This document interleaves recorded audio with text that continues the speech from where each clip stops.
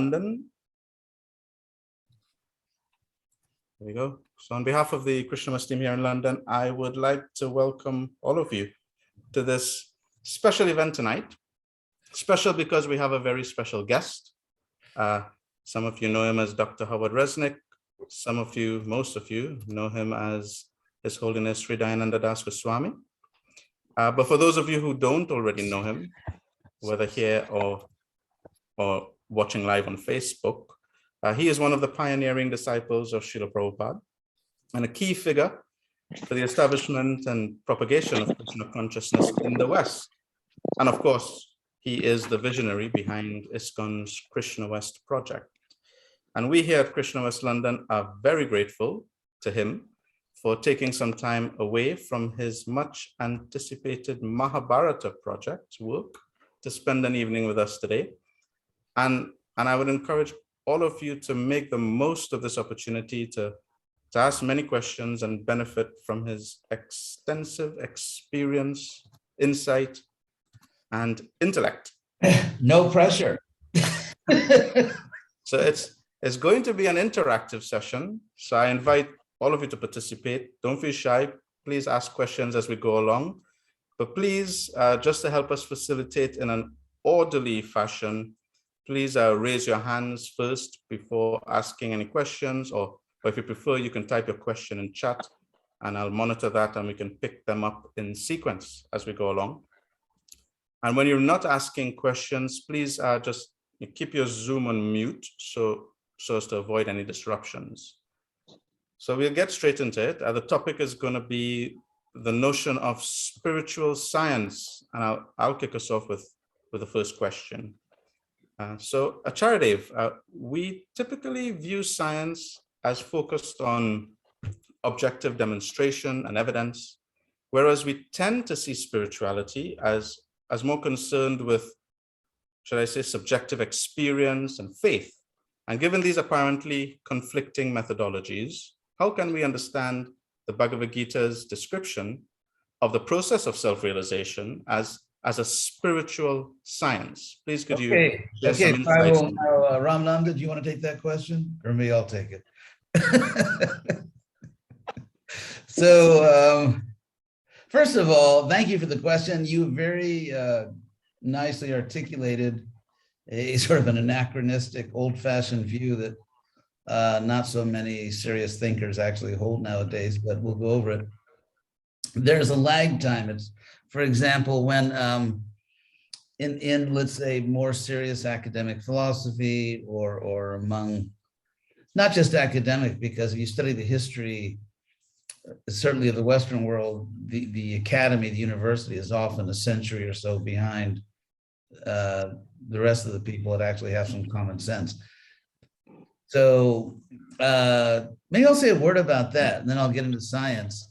I'm not just obfuscating here, I'm actually getting to the point. But if you look at the nature of the university, the Western university, which has existed for about 1,000 years, and roughly, so we often tend to associate universities with progressive knowledge, but history gives us a different picture. I mean, there certainly have been times when the universities were in the forefront of knowledge, expanding knowledge, and to some extent, universities still are in certain fields, but in terms of philosophy, not so much. Because if you look at the 1,000-year history of the university, for really about 80% of that time, or depending on which country in Europe you're talking about, England or France or Italy or Germany and so on, but let's say for at least 3/4 of that time, universities tended to be controlled by different churches, especially the Roman Catholic Church and then the Protestant Reformation, other churches. And so what we find is that the scientific revolution, as it's so called, and of course that name, like everything else in academia, has been problematized. Someone needs to problematize the notion of problematizing. But anyway, So what we find is that the universities were actually lagging behind, seriously behind the scientific revolution. In fact, in the 1700s, you had this phenomenon of the European salons. I don't mean a place where sannyasis went to get their hair done, but I mean the salons were these intellectual salons where the leading intellectuals would gather and discuss. So why did they have these famous European gatherings, sort of almost like intellectual clubs? Because the leading minds in Europe couldn't get jobs in universities. Because the universities were so far behind in science, among other fields, because of their commitment to a church dogma. Now, the philosopher Hegel said, and I agree with him on this point, that history tends to move dialectically. And all that means is that sort of the pendulum effect applied to history. I think it's Newton's third law of motion, that every motion or every action, it produces an equal and opposite reaction. And so whether you're talking about the pendulum effect, or which is actually a term which I think came from Galileo, the pendulum effect or Newton's law of motion, whether you're talking about Hegel's historical dialectic, it's all the same thing. That that one extreme tends to produce an opposite extreme. You can see that in politics. When you get extremist left-wing politics, it tends to produce extreme right-wing politics and vice versa. So it's just sort of a, I mean, if you understand that nature has a balancing effect, that there's something built into nature, whether it's in psychology or physics or human history, that things tend to balance out. And so the universities, because they were created by and dominated by the church for most of its existence, and then when you get the rise of secularism and the secularists or the materialists take over the universities, and then it's just, as I say, it's payback time, where they kind of want to get back. So then, just as the universities tended to banish atheism or materialism, so now when the atheists and materialists take over the universities, they banish religion. So all this is kind of cartoonish and foolish. And so the idea that science is objective and religion is subjective is it's a 20th century idea. Philosophically, it's kind of stupid. And so I'll go into that. And we'll talk about that. First of all, if we talk about the word science, let's go to the dictionary, which I think dictionary will show that the devil's advocate definition of science given by Sankarshan doesn't really agree with the dictionary. So, I mean, it is true that the first definition given, and it depends on what dictionary. There are many quote unquote respectable dictionaries, and it just depends on how materialistic or non-materialistic the chief editor is of a particular dictionary. But in the one on my computer, which is not a great dictionary, it says it begins with the systematic study of the structure and behavior of the physical and natural world through observation, experimentation, testing of theories. It can be also, actually, this is a systematically organized body of knowledge on a particular subject, like the science of criminology. I mean, consider the term social science. I mean, because human beings have free will and dead matter doesn't have free will, a science of matter will never be exactly like a social science, psychology, sociology. So right there, you have a difference. I mean, if we want to deny that there even is such a thing as social science, that there's no such thing as social science, which would be a very radical position that few scholars would accept. But if we accept there's social science, and we've already gone out, I mean, that definition you gave has already gone out the window, because sociology and psychology are not sciences in the same way that physics or chemistry are science. And even if you talk about physics, well, I mean, there's all the problems with quantum physics, but I don't want to go too far afield here. So therefore, the first thing I want to do is find a more serious dictionary. The one on my Apple computer tends to be pretty bad. So let's just say define science, and then let's look at some other more serious dictionaries, which are, respected dictionaries. See, Merriam, so it can be a department of systemized knowledge, something such as a sport or technique that may be studied or learned, such as systemized knowledge, the state of knowing, knowledge as distinguished from ignorance. And also, of course, there are the definitions of knowing the natural world. So I want to make this point. If you look at the methodology of empirical science or physical science, the first thing that should strike you is that by its own ground rules, it is absolutely limited to studying things that we can control. Because if you can't control something, you can't perform a controlled experiment on it. If you can't control something, you cannot you can't control the axis. For example, we can say we can't control the sun. However, we can control our access to the sun. In other words, the sun rises every morning, as we say, and we can look at it. And we can look at it with a telescope, and we can control our access to the sun. And there's nothing within the realm of science itself that would dictate that necessarily the time will never come when we can, let's say, go to the sun and have some kind of incredible technology that protects us. So in principle, according, we can control our access to the sun. And if we had enough power, theoretically, one could even affect the sun. One could do things to the sun. So that's not theoretically impossible. It doesn't violate any of the known laws of nature that we could eventually develop power so great that we could, for example, let's say there was another star that was heading toward our solar system, was going to kill life as we know it. Don't cheer. So then theoretically, like in these movies, if let's say hundreds of years from now, if science had advanced so much, and then you could, shoot something at that rogue star and blow it up or something. So all these things do not violate the laws of nature. It just, we're not there yet. So in general, whatever we can study empirically, we have to be able to control in some way, either controlling it in the sense of manipulating it or even just having controlled access to it. For example, let's say there's a person that doesn't want to see you, and you can't force yourself.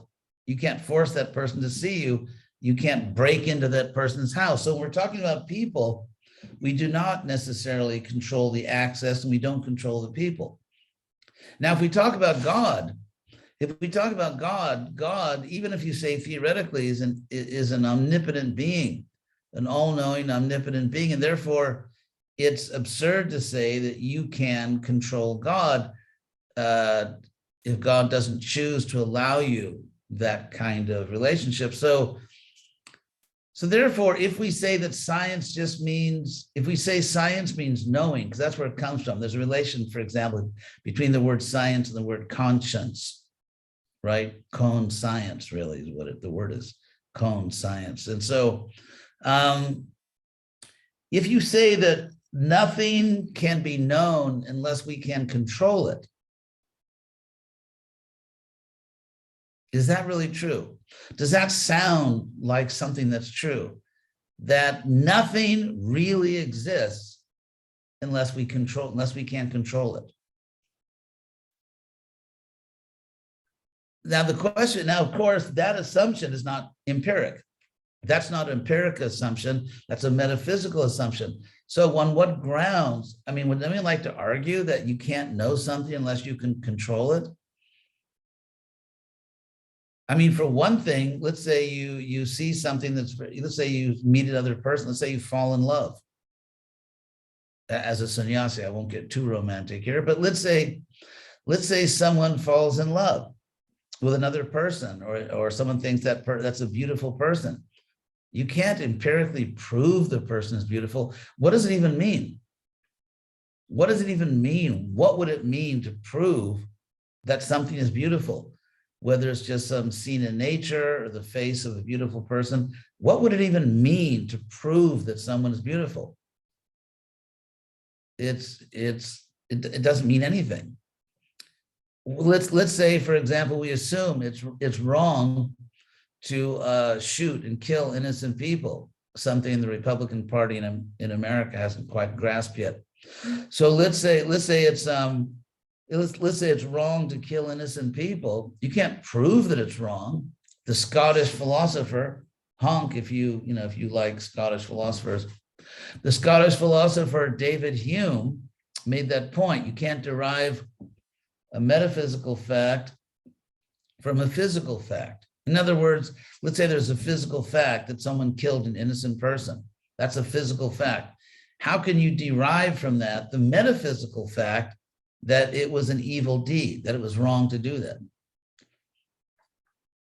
And so therefore, if we really want to go with this childish idea, this kind of philosophically brain dead notion that you can only objectively know things if they're empirical, which, by the way, you can't empirically know that fact.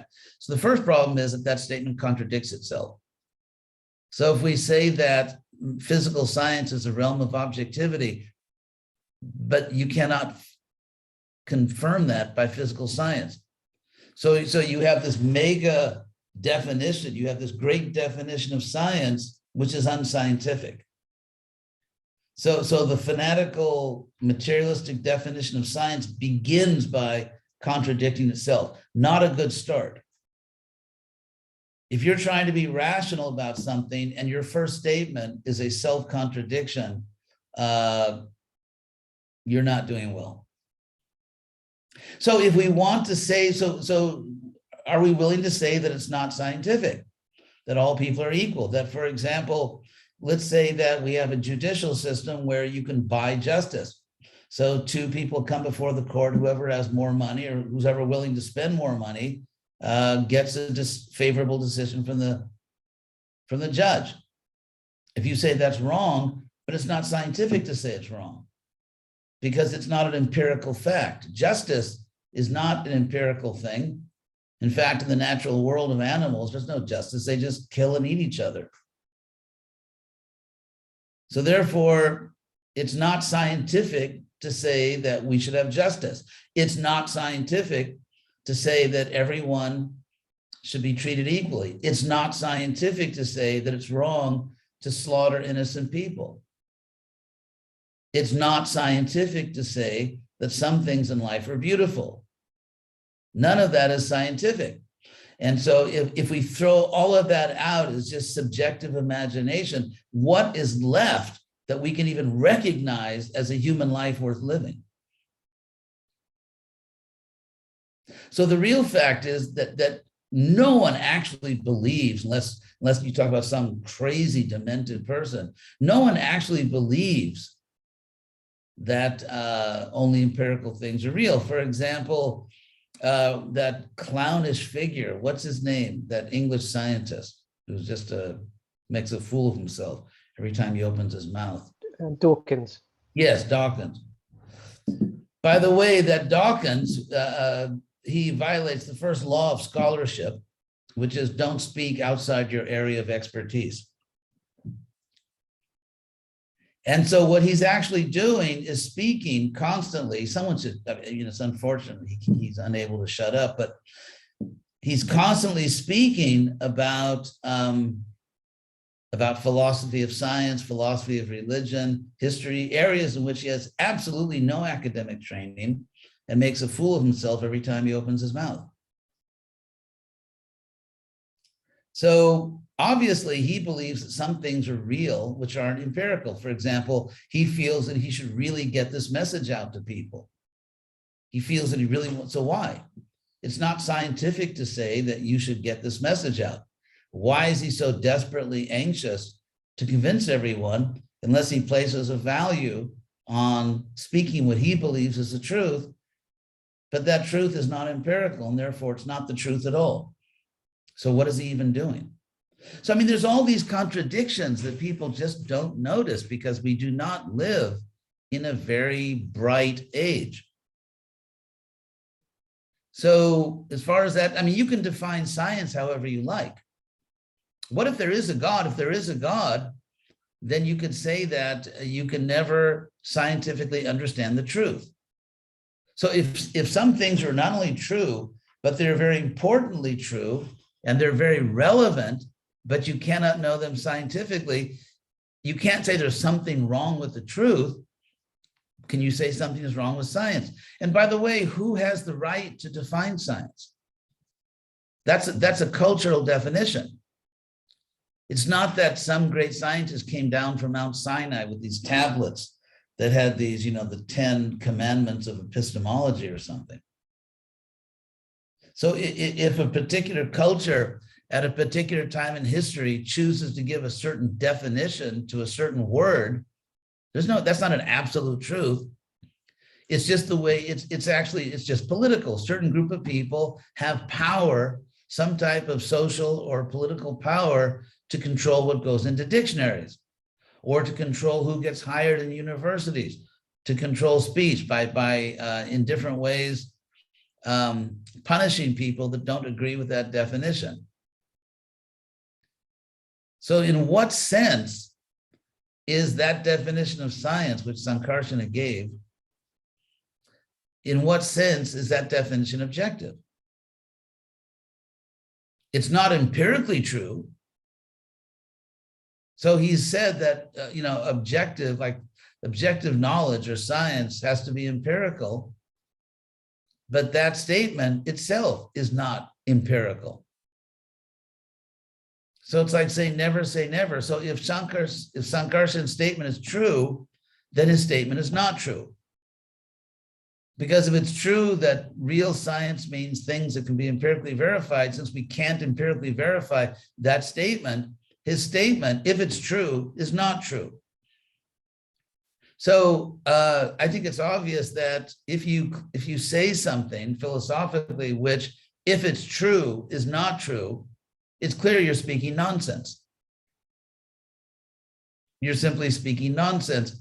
And that's why even atheistic philosophers, God help them, even atheistic philosophers rejected that idea that objective knowledge is limited to the empirical over 60 years ago. So if even the atheists, and so you have this lag time, so that just like, for example, when Newton was making all his discoveries, people who were teaching Newtonian physics in many countries in Europe couldn't get jobs in universities because the universities controlled by various churches were committed to these anachronistic, outdated concepts. So in the same way, nowadays, if you give real philosophy, you may not get a job in a university. So the universities are doing what they've always done, and that is sectarian, fanatical. And so you could say, well, universities have they accomplish a lot, yes, but within perimeters, within certain perimeters. I mean, obviously, there is a lot of good science going on in universities. There's even some good philosophy, in addition to all the nonsense that goes on. And so is there more nonsense or good philosophy? That's a good question. I'm not sure, but there's a lot of nonsense. And there's some good philosophy. So therefore, so let's take it from the other angle. Let's assume, for example, that there is such a thing as God in the sort of standard idea, triple O God, omnipotent, omniscient, omnibenevolent, all good, all strong, all knowing. That's the Germanic side of English. So if that's true, if there's a God, and if it's also true that God gives us reliable, reasonable information about how to know God, it's like, knowing God for dummies, which is basically, the Bhagavad Gita. So if there's a God, and if we can know God, and people verify it, in what sense is that not science? If you say it's not material science, of course, no one claims it is. No one claims and so what we're saying is that in Krishna consciousness, we have a science for knowing things greater than ourselves, whereas empirical science is a science for knowing things inferior to ourselves. So if you say we can only know things that are inferior to us, there's nothing rational and much less scientific about that claim. Why should that be the case? Why should we believe that? Why should the billions and billions, billions of human beings who have known God, more or less, why should they believe it? And like I said, the whole basis of science is non-scientific. For example, not only the claim that science, physical science, has exclusive authority to objectively know things, not only is that not scientific, but ultimately empirical science is resting on a non-scientific assumption, a non-empirical assumption, as I've explained many times, namely that there's a real physical world outside of your mind. So science is resting on, or empiricism is resting upon, something which is not empirical. It's actually resting on many non-empirical things. For example, another non-empirical assumption it rests on is what's called the principle of uniformity. So let's say that we detect light, and astronomers study it and say this light is coming from a faraway galaxy, and it's actually, this light is actually millions and millions of years ago, Luke Skywalker shot this weapon, and now the light is just coming. Maybe that's a joke. So let's say the light is coming from a far galaxy. And well, how do you know? Well, how do you know it's coming from a far galaxy? Because the galaxies can be millions and millions and millions of light years away, which means that at the speed of light, which is very fast, at the speed of light, it takes millions and millions and millions of years to get here. That means it's passing through a lot of real estate, a lot of cosmic space. Now, how do you know as a scientist, since you've never been to those places, you've never observed those places directly, how do you know the laws of nature function exactly the same way? How do you know space and time are the same in faraway galaxies, or for that matter, on Earth? I mean, but let's talk about faraway galaxies. How do you know the laws of space and time are identical to the laws of space and time on our planet or in our neighborhood in the galaxy? How do you know causality operates the same way? How do you know that? Well, you don't. And so you assume it's true. You just assume that it's true. So no one can prove the uniformity of causality of space and time throughout all of the universe, throughout all of the universes. Now we have theories of multiple universes, which in my view were just sort of rushed into, it's almost like when there's a war and your country's in danger. So you take people who under normal conditions wouldn't be qualified to be in the army, but you kind of put them in the army anyway, even make them officers. So in that way, because it turns out to be almost infinitely improbable that the universe as it exists could arise without intelligent consciousness designing it, because that turns out to be absurdly improbable, absurdly improbable. Therefore, to change the odds, they had to say, well, what if there are billions of universes? It changes the odds. It actually doesn't change the odds for our universe, by the way. But it's, so that was just, I think the multiple universe theory is actually more political than scientific. But apart from that, if you really make a list of things, you can say there was a Big Bang. Actually, Keith Ward, that very nice gentleman who helped us to get the Oxford Institute going, Keith Ward, that Oxford theologian, he made the point that before the Big Bang, there was no space and time. So therefore, the Big Bang didn't take place in space. It didn't take place in time. And so where did it take place? And since the laws of nature, the laws of causality didn't exist before the universe, how could the Big Bang take place according to any physical laws? There's all kinds of problems. I mean, the problems are, if you really dig deep into the physicalist, the materialistic worldview, there's just problems all over the place.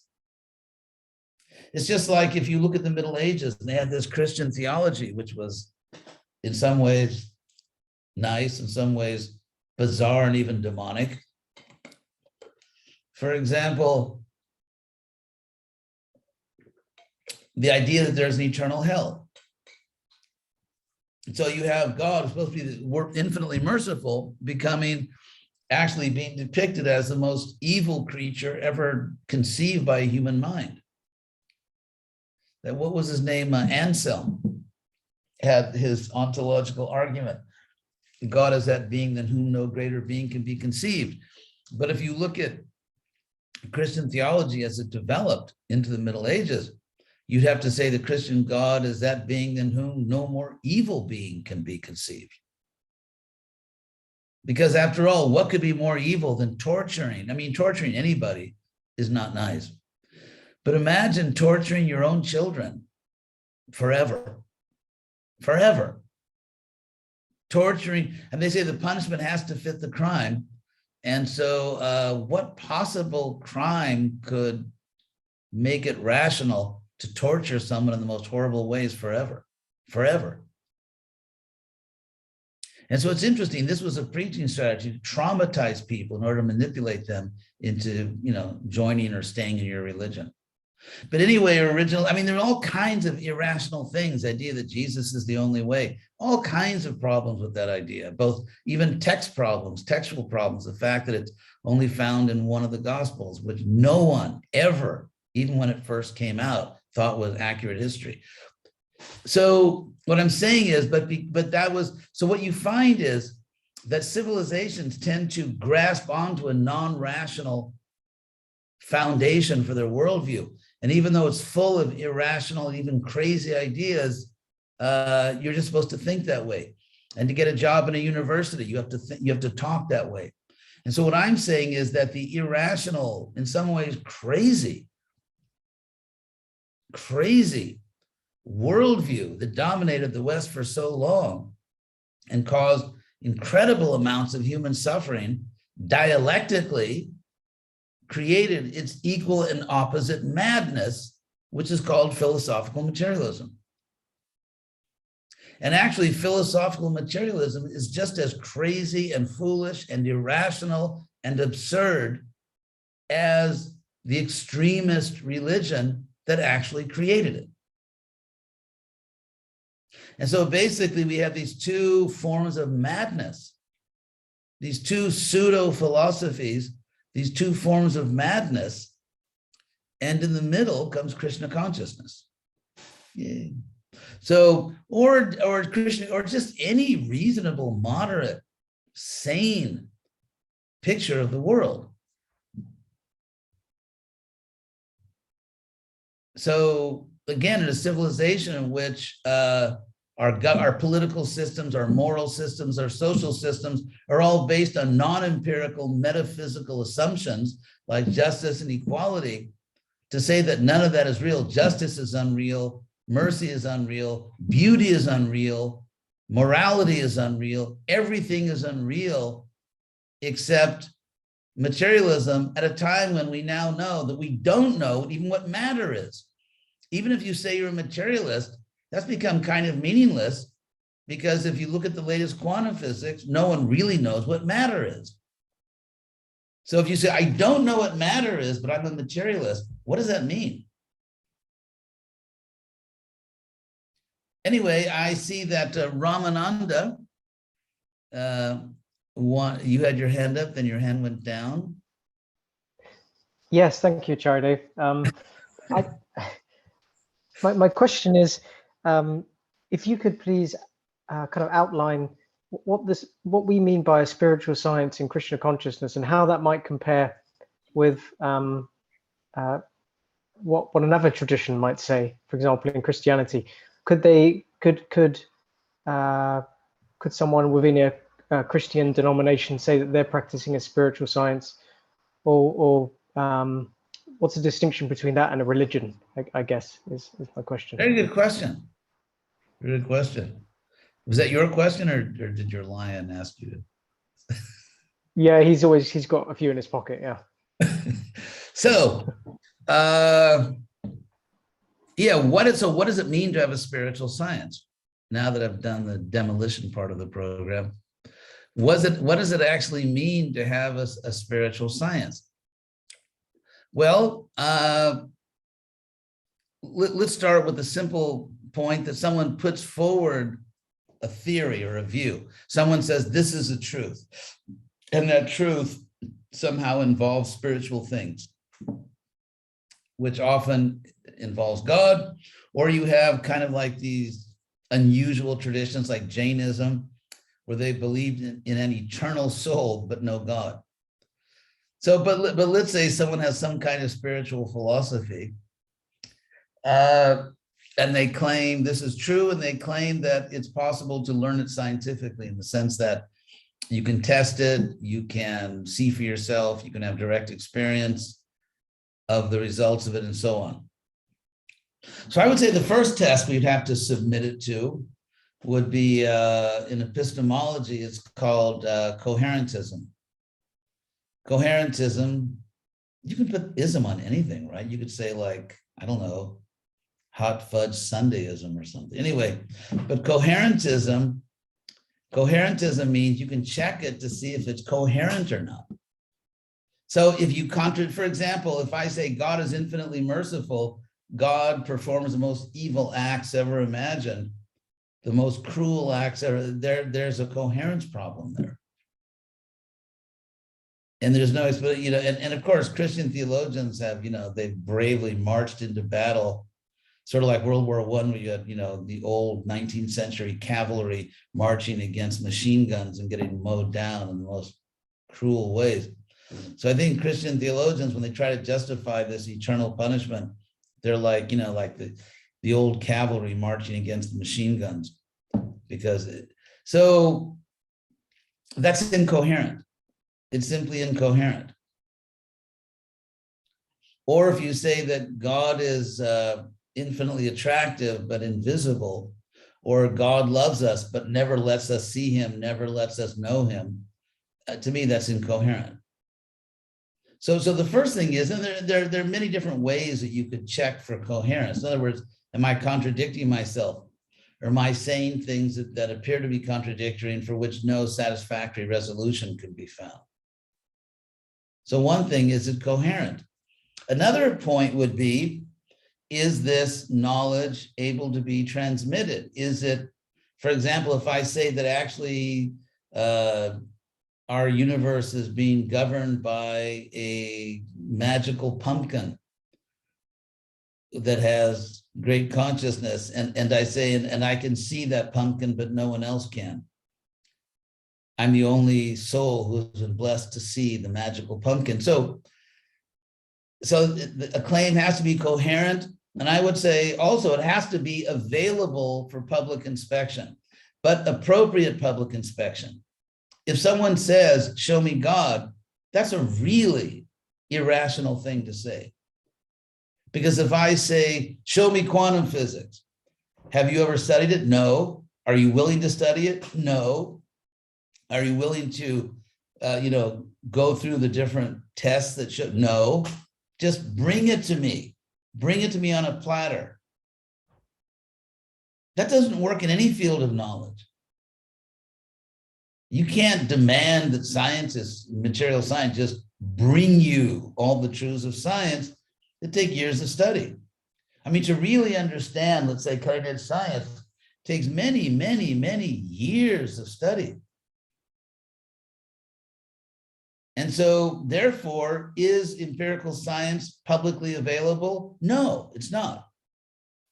It's not publicly available. It's available exclusively to people who take the time and trouble to get into it. And of course, even among people who study science, some of them say this is all cheating, I mean, so now, so it's available to those who are qualified to know it, but there is a rational means of knowing, and we find very large numbers of people, by adopting appropriate processes, in fact, do claim to have direct personal experience of that particular area. So if you look at the history of the world, most human beings that ever lived claimed that they experienced something which is beyond the earthly, or even you could say beyond the empirical. Now, the number of people who actually have direct experience of theoretical science is actually much smaller than the number of people that claim to have direct experience of metaphysical things. Now, in fact, most people accept science, not because they actually study the equations or work it out, because hardly, very few people do that. Most people accept science because of applied science, because what science can do for them in their life, like going to the dentist or taking, a commercial jet or whatever. Most people, or buying a computer. Most people, the overwhelming majority of people that accept science, do not do so because they have personally confirmed the equations or done the experiments or gone into the lab. Hardly anyone does that. Tiny, tiny minority. What the overwhelming majority of people actually do is they enjoy the results of applied science. Now, in the same way, if you look at religion, do we have objective benefits of applied religion? In fact, yes, we do. For example, let's talk about those, I don't want to say rare moments, but those moments in history where people have not behaved like shameless savages and who have actually developed some kind of moral system. So if you ask a simple question, historically, throughout human history, where do moral systems come from? So in most societies that ever existed, you couldn't just walk down the street killing and raping people. I mean, most of the time you couldn't do that because there were moral systems in place. Where do those moral systems come from? They come from religion. So moral systems are an example of applied spiritual science. And most people, so how is that different from empirical science in the sense that the overwhelming majority of people accept it because of the applications and not because of personally studying the science? There are other things. Actually, probably most people that ever lived, most human beings that ever lived on this planet would testify that through some kind of religious process, they experienced something which was sublime and real and inspiring beyond their ordinary empiric perceptions.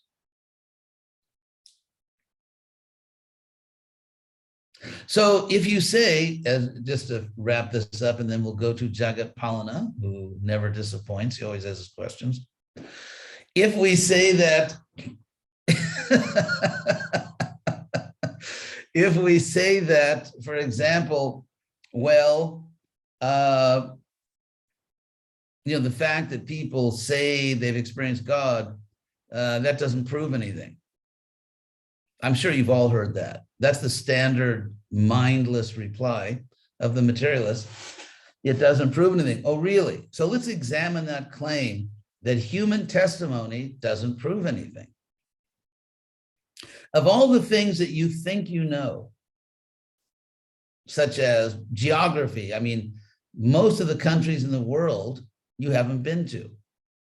And certainly probably 99.99 whatever percent of all the places in the world you've never been to.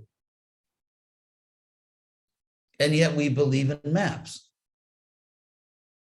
But if human testimony doesn't mean anything, why do we believe in maps? Why do we believe in the testimony of the people that wrote the Constitution? Why do we believe when you get on a commercial jet and you've heard, let's say, that this is a reliable airline, that they have a good safety record, why do you believe that? That's human testimony. If you actually think about it, without believing human testimony, you could not live. You could basically just go to a cave somewhere and, I don't know, maybe live off of slow-moving insects or something. Not only that, what about the human testimony that there's a real physical world outside of our mind? Again, you can't do empirical science unless you believe the non-empirical truth, that there's a real physical world. What about what you believe is true about history? So of all the things that we think we know, there's a very, very tiny minority of them that we actually personally experienced. And even those experiences can be problematized. Because what if the world is basically illusory? What if you're a brain in a vat being manipulated, so that what if there is no such thing as the earth, but you're just, a brain in a laboratory somewhere, just being manipulated into thinking that. So again, the idea that, empirical things are somehow reliable and spiritual things are not, is like, from the philosophical point of view, it's extremely primitive. It's almost embarrassingly primitive. And there's nothing in it which in any way resembles rational thinking or philosophy. So Ramananda, did I answer your question, or do you want a refund? I would ask for a refund, but I'll ask for an upsell. You did, and I'd like, if possible, based on your experience of studying different religions, can you think of any examples where they could reasonably claim that they're practicing a spiritual science? Because the reason I ask is because I haven't heard other religions talk about, I haven't really heard much about from other religions, to be honest. I haven't heard them say they're a spiritual science, so we seem quite unique in that aspect. Or perhaps we're not unique and I've misunderstood. I think other people may talk about it, but I think we do have a spiritual science. Because, the word yoga means a disciplined practice of something. If you think about it, I remember when I took a course at UCLA on early Christian history, which is basically the historical context in which Jesus appeared in the first generation or two, how the New Testament was written and who wrote it, what their motives were, and so on. And to what extent can we even know the historical Jesus? Repeat your question one more time, because I got it. I think what I'm asking is, are you aware of any other traditions? Oh, yes. Yeah. So I remember, so in that course, I took that course at UCLA, and I never forget the professor said that, basically, I think he was saying that, that the church made a big blunder, and which kind of, the way, I still remember the phrase he used, where they cut a vital nerve in the process, in the Christian process, and I'll explain what that meant. Up until the time of Constantine, who, I guess, who in one sense, I think one of the great villains of history, because he made Christianity something like a state religion. Before that time,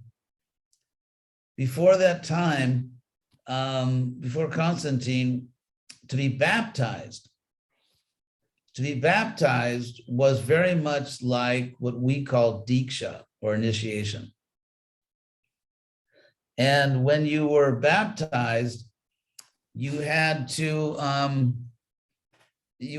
make a vow. You had to, you're going to follow certain principles, which could vary depending on which brand of Christianity you had. And before Constantine, there were actually dozens and dozens of Christianities with all kinds of different rules and even interpretations of Jesus. And so but then, interesting, the most influential Christian philosopher for many, many centuries, including throughout the Middle Ages, made all kinds of horrendous blunders. And that was Augustine of Hippo. And so one of the things he argued for was infant baptism. And the reason, and this is a very interesting story, and the reason I'm mentioning this is because it actually does get to your question, but this is a scenic road. And that is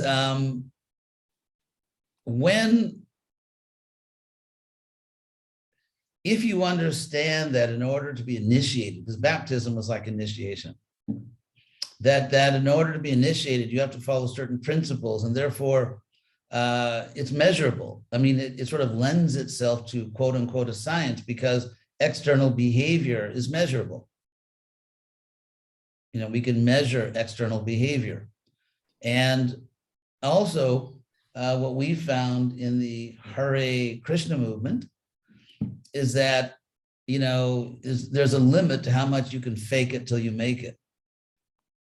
In the sense that if you're not really Krishna conscious, our principles are going to become, you know, like a real burden and like, why am I doing this? I can't do this. And so it takes real Krishna consciousness to keep following the, you know, the strict practice of bhakti-yoga. So,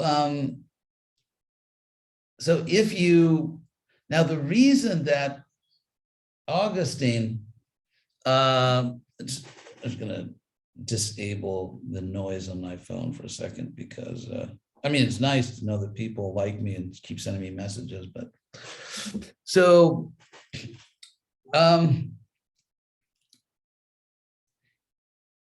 Augustine, one thing you have to know about Augustine is that for, I think, 10 years before he came back to his mother's religion of Christianity, his mother was Santa Monica, right?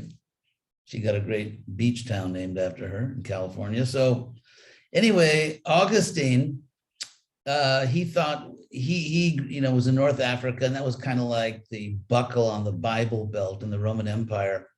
It's sort of like really lowbrow, you know, dogmatic Christianity. And he was sort of an intellectual, so he thought, I'm out of here. So it's just like someone grows up, you know, in Mississippi and thinks, now I'm going to New York, you know, I'm gonna. So he went to Milan, he went to Italy, rejected Christianity, and eventually, I mean, not too long after, became a, what do you call those people? Oh my God, I can't believe it just Manichaean. Manichaean, yes, thank you. Sempre gli italiani conoscono la Chiesa. So he became a Manichaean, and so yeah, it was a Persian self-styled guru named Mani who sort of died in premature death based on his philosophy. Because this Mani, who started the Manichaean religion, he taught that he was addressing the problem of evil. There's a God who's good. Why is there so much nonsense in the world, so much suffering? So his answer was, because God is good, but the God in our universe is actually the devil.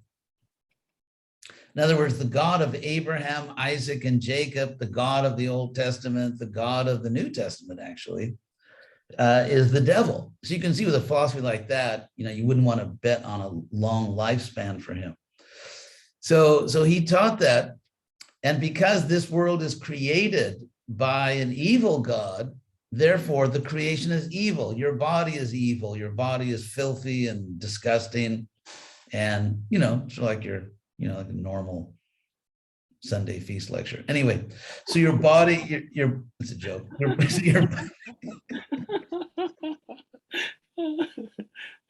So your body is evil and disgusting, and the world's disgusting. Now, Augustine then came back for various reasons. He met some Christian Platonists. They were Christians, but they followed Plato, who actually was kind of smart. So then he became a Christian again. So, but he kind of, you know, he kind of brought some of this Manichaeism with him, in my view. For example, it was Augustine that gave us such incredibly rational doctrines as original sin. that, you're polluted and contaminated because, I don't know, Adam bit the apple or something. So the idea that you are morally culpable, it's your fault that someone else that you never met thousands and thousands of years ago did something wrong, is obviously not rational. He was also a celebrated misogynist. Women are all obviously yuck. I mean, that was Augustine, not me. And so, and therefore he supported infant baptism. Here's the connection, because we are so evil. And Calvin, I mean, this goes straight to Calvin, another genius. But anyway, so the point is, because this world is created by an evil God, and therefore your body is evil, and the world's evil, and everything is evil, therefore, there's no question of like joining the Christian movement. There's no question of like really changing yourself, because you can't change yourself. You're too evil. And therefore, why not baptize an infant? Because even if the infant grows into an adult, that adult is still horribly contaminated and filthy and blah, blah, blah. So therefore, with the advent of infant baptism no longer was like initiation. It's not that you earned it. It's not that you had to follow certain principles. I mean, forget all that. You're baptized as an infant. So with that, I would say Christianity, it really started to move away quite rapidly from anything you could recognize as a spiritual science.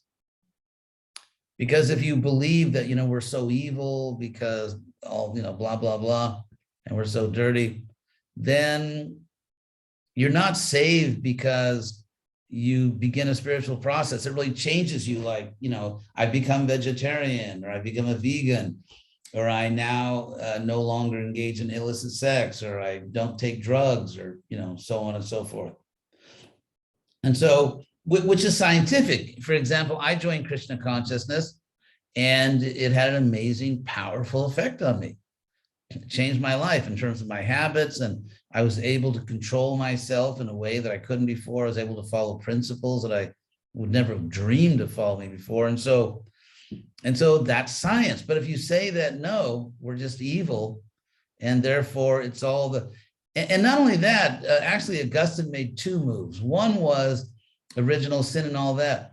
Another one was, there was the, what was that heresy called? I forget the name. But I'll explain this heresy, because it all feeds into how Christianity basically kind of threw out the idea of a spiritual science. As you know, periodically there were Roman persecutions of the Christians. Now, what's interesting, what you may not know, is that the Roman persecution of Christianity was actually not nearly as much as the Christian persecution of pagans once they got power. Because what scholars have said is that the Roman persecution of Christians tended to be localized, namely in Rome, and it was sporadic. It was just, from time to time. And so in terms of space and time, it tended to be sporadic and specific.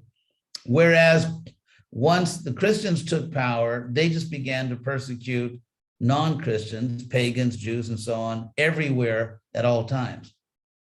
So just a, interesting little historical fact there. But in any case, during the last great Roman persecution of the Christians before Constantine, many priests, in order to avoid being tortured horribly and killed horribly, they renounced Christianity. I mean, externally, not internally, but it's like, okay, it's like if someone said to me, renounce Krishna consciousness, you're going to be horribly tortured and very slowly killed. I'd probably say whatever they wanted me to say. It's like, live to fight another day. And so a lot of priests, I would say the ones that have common sense, save themselves and save their families, their children, and they said whatever the Inquisition, whatever the Romans wanted them to say. And then once that Roman emperor was gone, was dead, they were, they said, okay, now we're actually Christians. We just didn't want ourselves and our families to be tortured and killed. Now, some people were saying there were these fanatics in the Christian movement at that point who said that, no, the only real Christians were the ones who embraced torture and death like Jesus. And therefore, anyone who did not embrace torture and death, weird psychology, anyone that did not embrace torture and death can't be a priest. The problem was that most of the priests had some common sense and saved their necks and saved their families. And so if this would have been enforced, there would have been a real shortage of priests. It would be like trying to, find baby formula in the United States right now. So anyway, so therefore they, and Augustine said, well, no, they can still be priests. We should not excommunicate them. Interestingly, the reason he gave was because ultimately, what justifies the priest, to use their word they like, what justifies the priest is not his or her, personal spirituality, but rather it's the church itself. It's the church, and I won't get into the whole thing of how the Holy Spirit was invented as this third being to justify changing church doctrine. But anyway, it's the church. So again, so in these two ways, by saying you're justified not by your own spiritual behavior, not by the fact that you follow principles, not by any external behavior which can be measured and observed and therefore can form part of a spiritual science, but rather just if the church says so, then that's the way it is. And then the idea that, baptism is not something you earn by practicing a spiritual science. You can be baptized as a baby because after all, no one can actually advance anyway. There can't really be a spiritual science because if there was a spiritual science, it would mean there were objective principles that you could follow and kind of earn your salvation.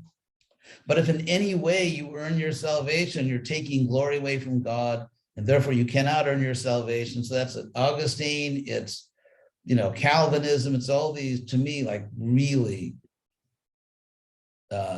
extremely wrong-headed ideas. What Krishna says in the Bhagavad Gita is that I reciprocate. So if you take a step toward me, I'll take a step or more toward you. So we give the glory to Krishna, but Krishna teaches that I'm reciprocating with you. If God reciprocates with me, and if I thereby make spiritual advancement, it must be the case that somehow I deserved it. And again, this is not a saying that I take credit for because Krishna gives me 1,000 times more than I deserve. But still, there is some ratio there. Anyway, and even in ISKCON, you can see that actually, because this, I think, wrong-headed idea, it pops up everywhere in world religions.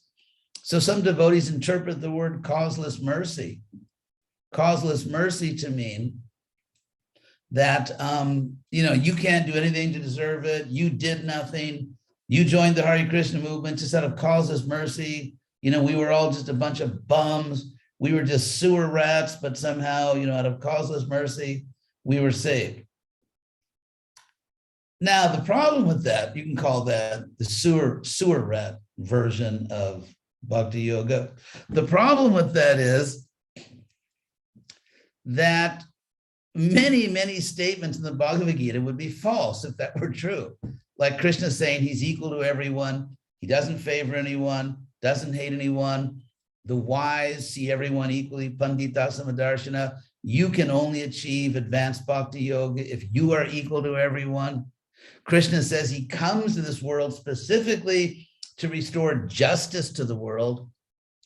Krishna says that he reciprocates with everyone precisely as they approach him. So it's actually kind of a misinterpretation of the term causeless mercy. Like, for example, in the Bhagavatam verse, Vasudeve Bhagavati Bhakti-yoga Prayojita. So if you can give let's see, I'll tell you where that verse is, Vasudeve Bhagavati. That is the Bhagavatam 127. If you would like to relish that on your own time. Where 127, where the Bhagavatam says, Vasudeve Bhagavati Bhakti-yoga Prayojita. When you dedicate or apply Bhakti-yoga to Lord Vasudeva, Janayatyashu vairagyam jnanam cha janahaitukam. It immediately produces causeless knowledge and detachment. Now, as I explained in a I think, was it one of our philosophy things we were doing? That is misunderstood to mean that the mercy is causeless, that the devotion comes causelessly, but that's a bad translation because the word ahaitukam ends with an M, which means that it cannot modify bhakti. It cannot be the reward cannot be causeless because grammatically it doesn't work. The word ahaitukam, which means causeless, has to refer to the word jnanam and vairagyam. So, and also the word ahaitukam means causeless in the sense that there's no psychological cause, there's no motive. So the word hetu in Sanskrit often means a motive, a psychological cause. And so what the verse is actually saying is that bhakti-yoga produces knowledge and detachment in which you have no selfish motives. The knowledge has no selfish motive. The detachment has no selfish motive. It's not that you're studying bhakti-yoga because you want to get a job as a professor or you want to show off to your friends how many slokas you know, shloka raja. Or the detachment, it's not that you're showing off like, yeah, I fast completely 6 days a week and, I'll probably die young, but still, I'm very austere. So no, it's not the detachment or the knowledge which are given to you for no cause. It's that the knowledge and the detachment you get and that you now possess are free of selfish motives. So, but again, you find the same motive, whether it's in Calvin or Augustine or the people who misunderstand causeless mercy in our philosophy. No, all glory to God, all glory to God.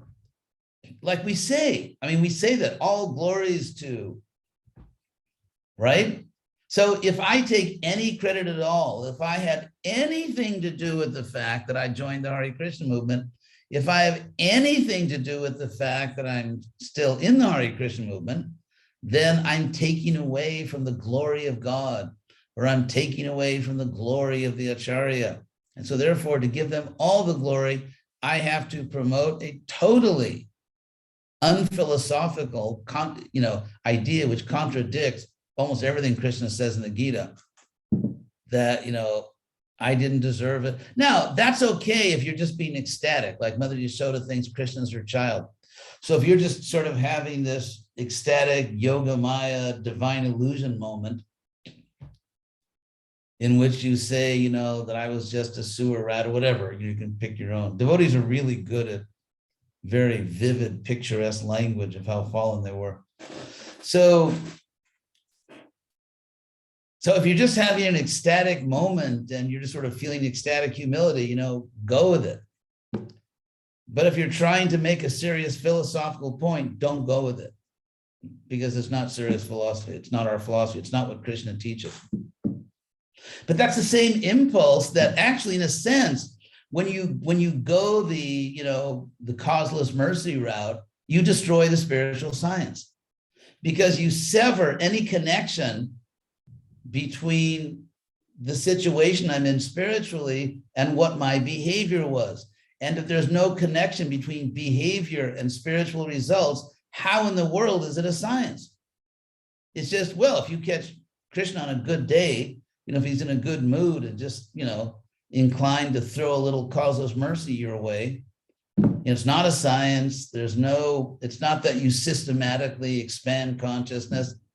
So therefore, this is what I call hyper piety, where you want to give all the credit to God, you actually destroy the spiritual science. Hey, Ramananda, I actually came all the way back home to your point. Amazing, isn't it? You probably thought I was having an age-related, moment or something, but yeah. So therefore, those religions that stress causeless mercy, or even ritual, because if you do rituals, what is the connection between a ritual and the result you get? Like in other words, if you belong to some Harry Potter religion, where it's sort of magical, and this gets into the difference between mysticism and magic. Mysticism means there's no systematic, rational, coherent, logical system.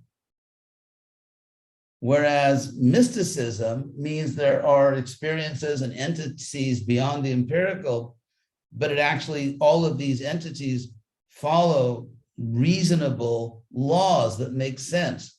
So it's a rational, predictable, logical system, but it involves metaphysical entities.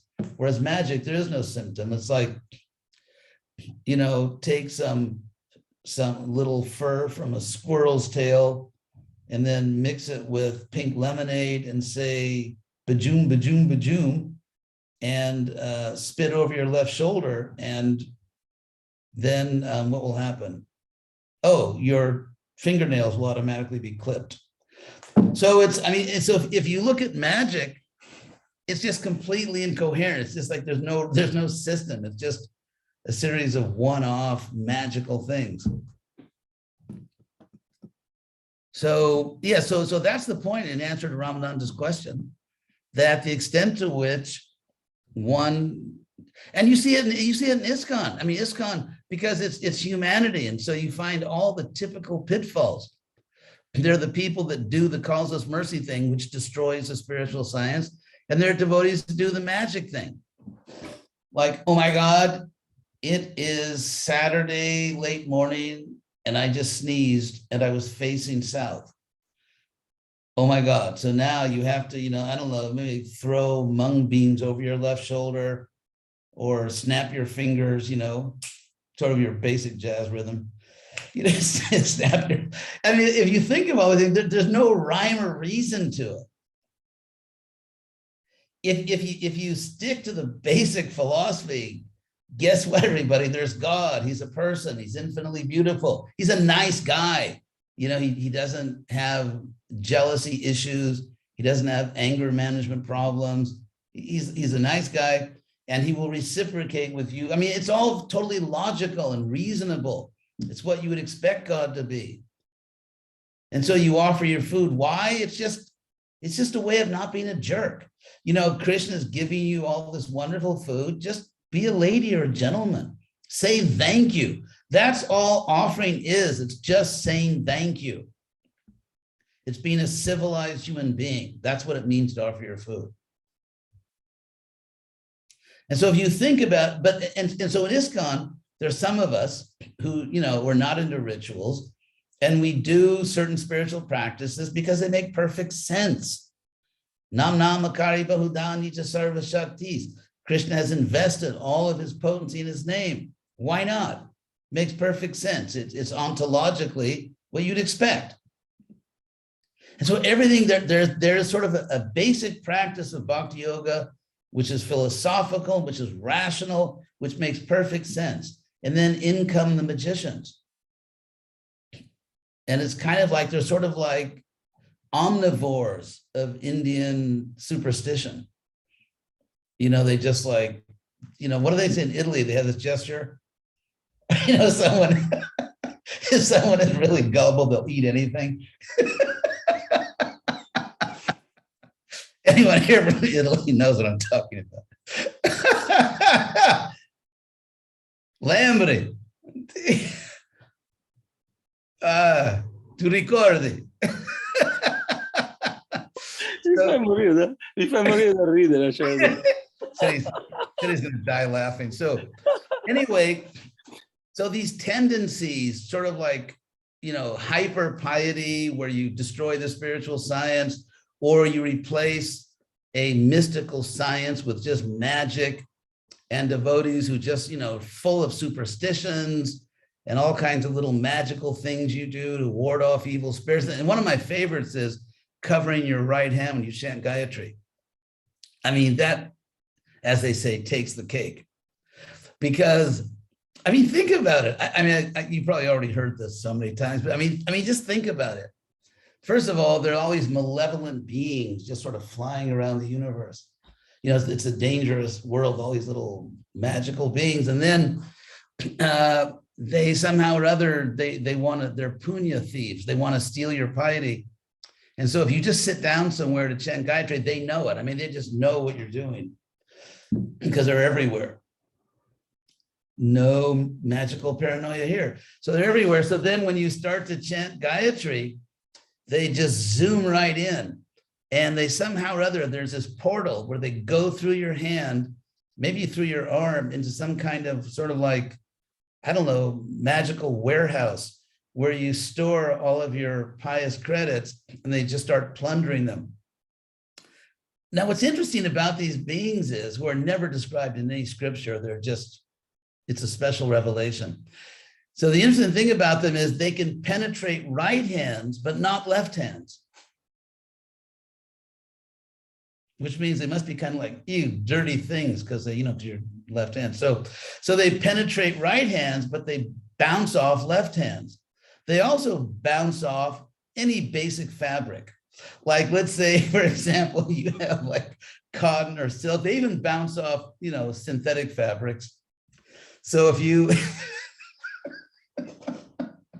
I mean, you got to love this stuff. So if you cover your hand with any basic fabric, they'll just like bounce up. They have the power to spot you from who knows where in the universe, to fly there immediately, to enter into your subtle realm, but they bounce off cotton. And they also bounce off left hands, but not right hands. So, Harry Potter. Anyway, and there are so many pictures of Prabhupada sort of brazenly chanting Gayatri with his hand exposed. Another one of my favorites is that stitched clothing is polluted. Still waiting to find out the scientific reason. If you go on the altar, you can't wear sewn clothing. One of my favorites. The funny thing is, in order not to wear clothing, you walk in your bare feet, which walk over all kinds of, places. And your feet are much dirtier than they'd be if you just put some clean socks on right at the door to the altar. But anyway, I don't know if this is just, I have no idea where that comes from. I heard one, wonderfully misogynistic explanation, because women tend to do the sewing. And so, but I mean, for God's sake, how can you, the fact that something becomes polluted because it's sewn is Hare Krishna. So what you can see is that how easy it is to deviate from Krishna consciousness. You get into magic instead of mysticism. You get into hyper piety, destroy the spiritual science, no rational connection between your endeavor and the results you get. Hey, Rupa, we had a little debate about that. Remember? That was fun. We got to do it. Got to pick another topic and go at it again. So, so that's my answer to Ramananda. That there is a spiritual science, but most people are not scientists. I mean, for God's sake, when Prabhupada was here, most of his disciples didn't even read his books, or many of them. Prabhupada was always complaining. So how many people that join the Hare Krishna movement are like super scholarly, rational, they want to understand everything scientifically? So Prabhupada thought it was a problem. So there's a spiritual science, but if I am not a qualified scientist, I cannot properly convey the spiritual science. And therefore, I think we should look at the Hare Krishna movement. And I'm speaking as a member, not as an outsider, not as someone who, is against the movement. I think we should look at it and do we need a spring cleaning? How much of what goes on in the Hare Krishna movement is pure spiritual science, and how much superstition has infiltrated? How much superstition? How much magic? What about the fact that, for example, since I'm now getting really enthusiastic, I get criticized. I mean, there's nothing quite as much fun as criticizing other people. So, I mean, everyone quotes that verse in the Bhagavad Gita, that tadvidhi pranipatena, know that spiritual science, by approaching, by learning from the enlightened souls. What's funny is how many people actually look at the previous verse to see what in the world Krishna's even talking about. Because the verse begins in Sanskrit, know that. Actually, it's that, know. Tad is that. Tad vidhi. Vidhi is the imperative, like the word Veda, know. And so the second person singular imperative, vidhi, know, you know. So Krishna begins that verse 434 by saying, know that. The obvious question is, that's hardly ever asked, well, what is that? What is that?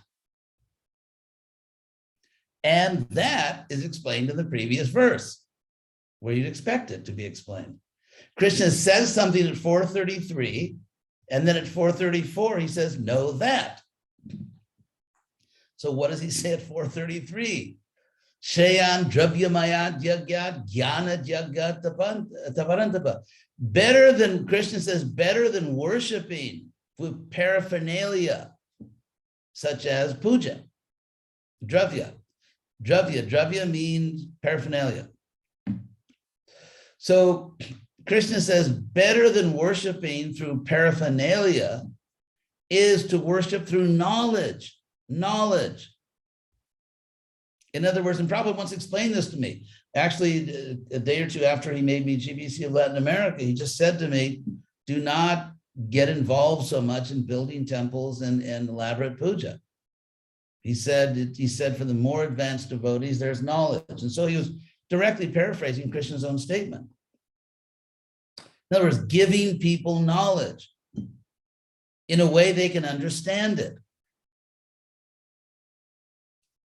Yes, of course, we should give out lots of books. Should we be concerned whether people are able to understand the books?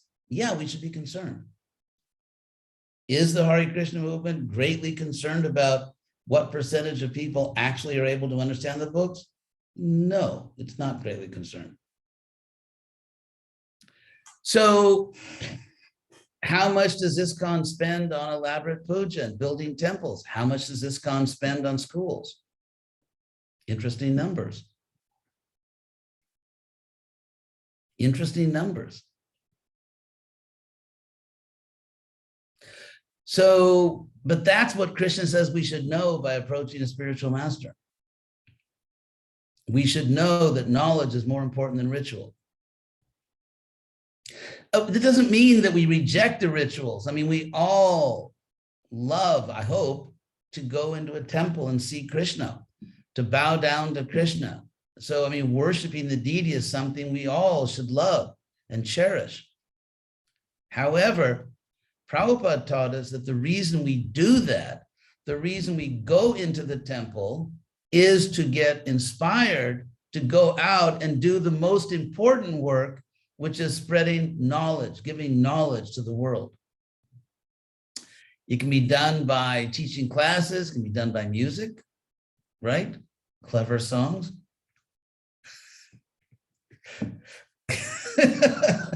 And so, but that's what Krishna says we have to learn by approaching a guru, that knowledge is more important than ritual.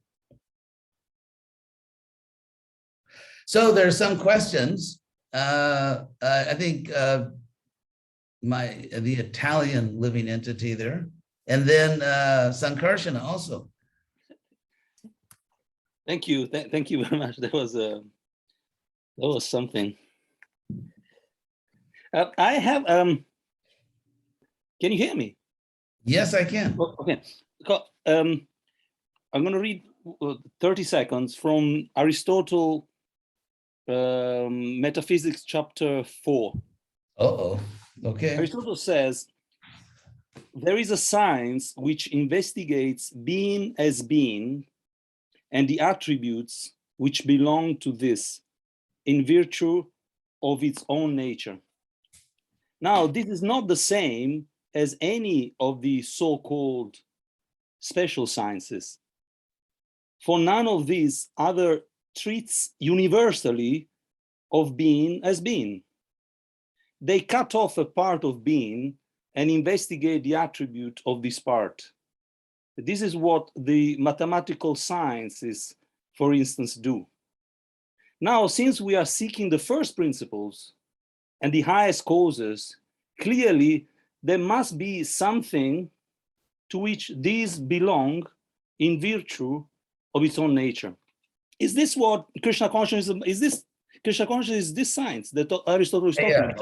Yeah, a few responses. Number one, what you just read shows me more clearly than ever what a great fool Martin Heidegger was. I agree. Yeah, because he actually believes that for thousands of years, no philosopher ever really thought about being. So anyway, so yeah, that's called ontology. What's the nature of existence as existence? And that's what Krishna talks about. Krishna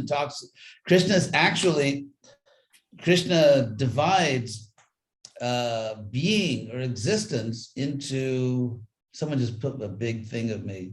Whoops, did that change it for everyone or just for me?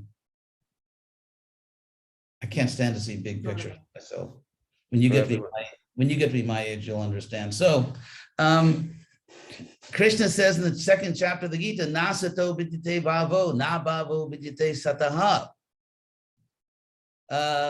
Of the asat, something which doesn't have pure existence, there's no bhava, there's no actual being. Anyway, he used these two words for me. I won't go into all the technical grammar, but Krishna says there's two kinds of things which begin and end, and things which don't begin and don't end.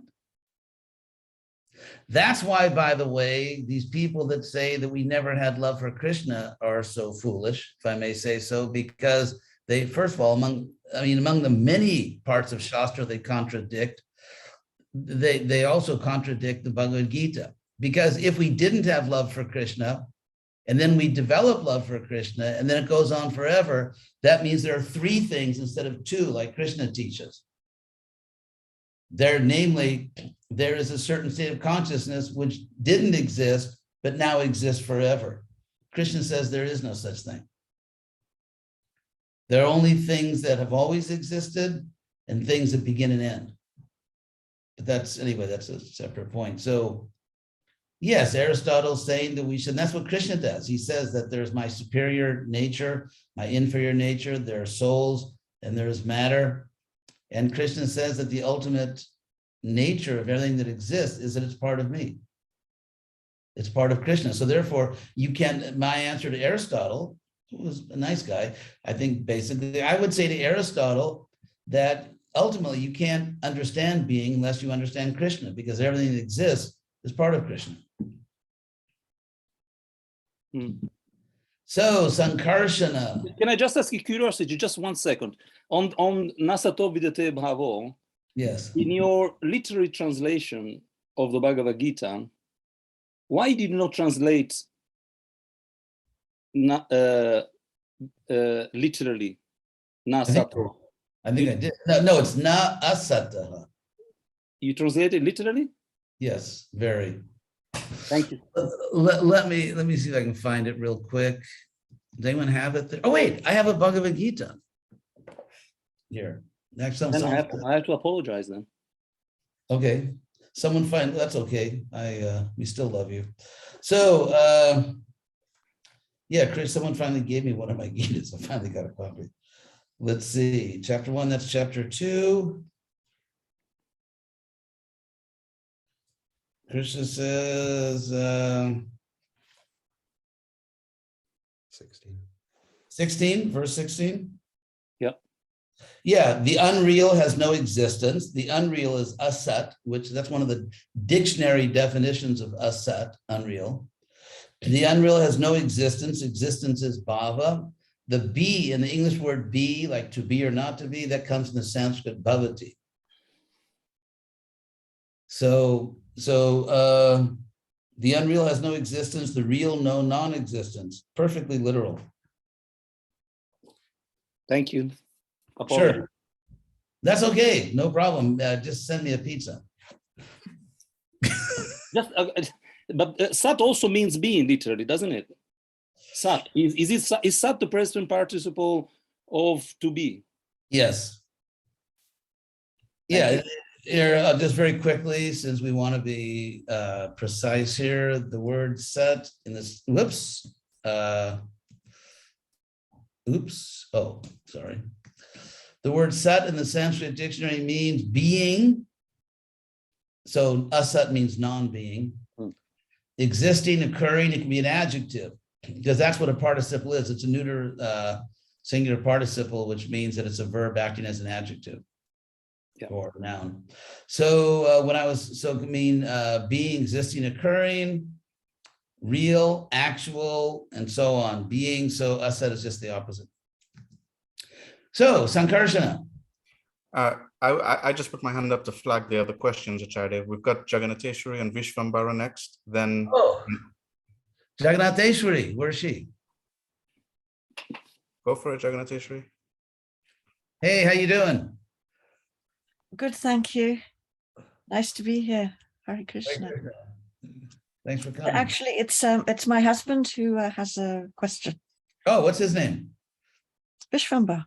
Oh, Vishvambara. Hey, Vishvambara. Hare Krishna Maharaj.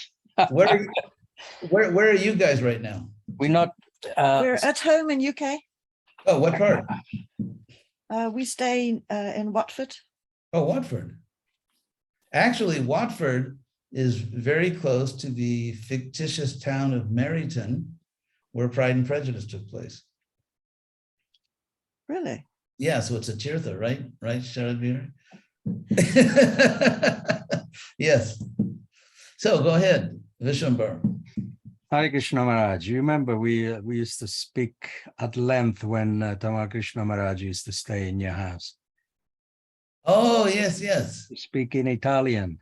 Ah, italiano, chiaro, andiamo. So I guess you better ask your question in English. That's all right. We'll speak in English so everyone will. Something came to my mind during your talk. Very interesting talk. And it made a lot of sense because everyone, I would say mostly mentally intelligent people, academic people, they're very strongly attached to their own perception of science, philosophy, and theory, and also realizations, things that they realize on their own accord. It could be wrong or could be correct. I was wondering, you mentioned about Saint Augustine as well. I mean, I was brought up in a Catholic monastery for 12 years and Franciscan monastery. Very interesting. Yeah. So, but of course, their signs, is the other way. They're supposed to be followers of Saint Francis, who was actually very friendly to the animals, vegetarian, but actually all the Franciscan monks, they eat meat nowadays. The question is, I've been observing, this is my own observation now in my life, that, looking into the Islamic world, it became a many branch, they have the Sufi, anyway, I don't want to get into it. And then even in Christianity, like you said, St. Augustine, he formed his own belief, his own, like Paul, he was anti-Christian in the beginning, and then later on, he embraced Christianity and he became the first pope for his own interest to start, the Christianity. He was actually the very first, the founder of Catholic. Yeah, Peter became the first pope. Yeah. But Paul, he was actually the. Oh yeah, Paul. That's a whole story. How Paul created the religion. Yeah, he was enemy with of Jesus in the beginning. But anyway, now then later on, Christianity, after within 2,000 years, became a many branch, like Franciscan, Giuseppini. Yeah, many. So the question. Yeah, the question is, I've seen many religions. They've got these strong individuals, and they form their own theory and their own thing. And I've seen even in ISKCON, it's happening the same way. Well, there's a big Uh, difference, though. There's a big difference. And I'd Do say you that think we will suffer the same dissolution? not necessarily. I'll explain the big difference. The problem with, let's say you could say the doctrinal drift. The problem with Christianity is that Jesus, according to the book of Acts of the Apostles, all of his followers were basically illiterate peasants. And that's why, for example, no one actually wrote anything down in the language that Jesus spoke. When the New Testament was finally written, it was written in Greek, which is a language Jesus never spoke. It was written a few generations after Jesus. And so that was a big problem. If you look at, Prabhupada is probably the most documented founder of an important new spiritual movement in history. Prabhupada, he wrote dozens and dozens and dozens of books. We have hundreds and hundreds of hours of his lectures. And so if you look at even Islam, all of the sources we have, historical sources on Muhammad and his life, it turns out they come generations after Muhammad. So at the time of Muhammad, it's not that people are writing down what he said. In that sense, we have a big advantage. And we also have the Bhagavatam. The Quran, whatever it may be, it's not systematic theology, whatever else it may be. And neither is New Testament. So we have, if you look at, we have the Bhagavatam, which is goes very deeply into advanced theology. And then we have the Acharyas, we have commentaries. So if you look at Lord Chaitanya, whereas Jesus, according to the New Testament, attracted basically illiterate peasants, at least those are the ones who joined him. If you look at Lord Chaitanya, his early followers were the greatest intellectuals in that part of the world at the time. One time before I went to Harvard as a student, I went there to give a talk as a sannyasi. And I was, before my program, I was speaking for a while with the chairman of the Harvard Sanskrit department, very nice guy, he was still a prominent scholar. And he was going on and on glorifying Rupa Goswami. He was an intellectual giant. He was one of the leading scholars, intellectuals of his day. So if you look at Rupa Goswami, Jiva Goswami, Sanatana Goswami, and others, who wrote so many books, Krishnadas Kaviraj, incredible masterpiece. So Lord Chaitanya attracted not illiterate peasants, but the greatest intellectuals of his time. And therefore, not only do we have massive documentation of Lord Chaitanya, but we have almost unlimited documentation of Prabhupada. So our historical situation is very different. Now, there are people determined to deviate, like the people that say we are never with Krishna, we never have, even though it's right in the Chaitanya Charitamrita, Nitya Siddha Krishna Prema Sadhya Kabunai, that love for Krishna is eternally a fact, and eternally in our philosophy means it never begins and it never ends. That love of Krishna is, but Shavanadi Shuddha Chite, it's it is awakened by practicing. So sadhya is obviously from the same root as the word sadhana. So sadhana means practice. Sadhya means something achieved by practice. And so in other words, sadhya kabunai, so love for Krishna is not something that you create by practicing bhakti-yoga. It's already there. It's eternally a fact. You just awaken it. Koraye udai. And Prabhupada himself, he called his magazine Back to Home, Back to Godhead. The only time in the Bhagavatam where God talks about how we came to this material world, which is Canto 4, text 28, verses 53 and 55, Krishna twice says, you came to this material world because you rejected me. He says it twice, you rejected me. And so we have Krishna saying it, we have Prabhupada saying it, we have Lord Chaitanya saying it, we have all the great acharyas saying it, and yet there are, these imagined geniuses who claim to be in our tradition who have to contradict everything.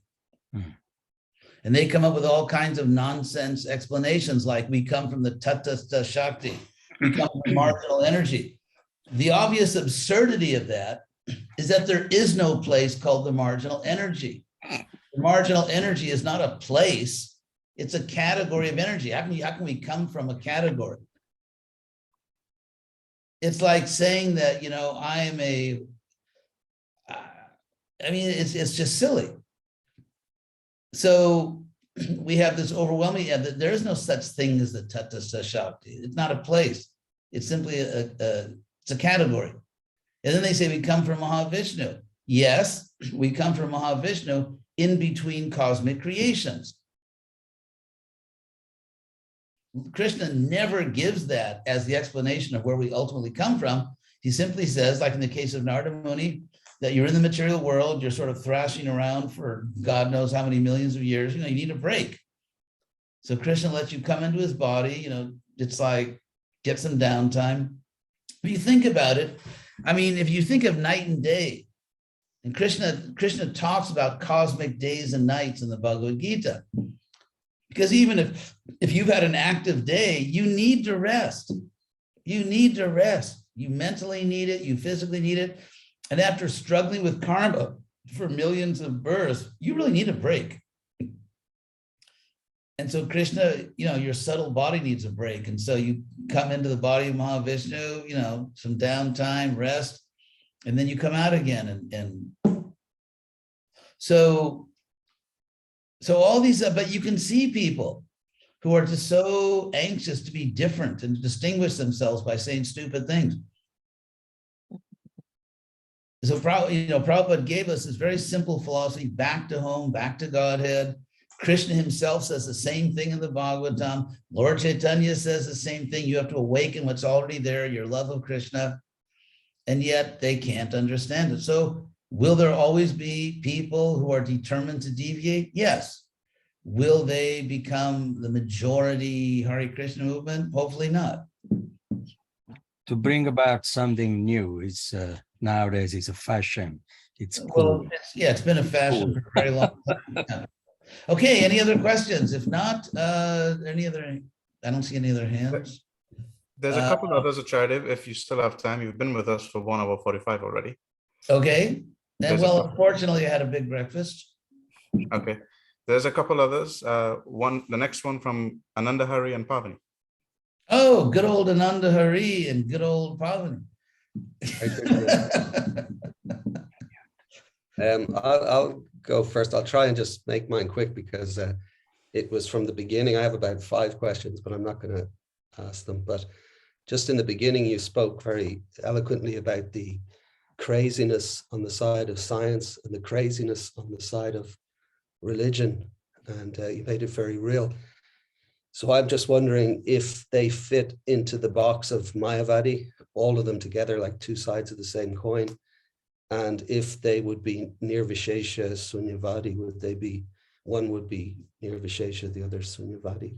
Well, what they have in common is that it's just a big group of people that don't accept that there is a supreme personal God. And so the word Nirvishesha, I'll explain what that word actually literally means. Vishesha in Sanskrit means distinction. And like, for example, the word Visheshana means an adjective, because that's what adjectives do. It's like, go to the house. Which house? The big house, the small house, the red house, the blue house. So adjectives distinguish things. And so Vishesha means a distinction. And Nir means without. So Nirvishesha means you don't make the proper distinctions. And the distinctions that have to be made are among the tattvas, which is what Krishna says in the Gita, that those who have seen the truth, he actually says those who have seen tattva. So in other words, if you confuse, the 3 tattvas are Vishnu tattva, Jiva tattva, and Prakriti tattva. So if you think that Krishna's body is material, you're confusing Prakriti with Vishnu. If you think that you are your body, you're confusing Jiva tattva with Prakriti tattva. If you think you are God, you're confusing the Jiva tattva with the Vishnu tattva.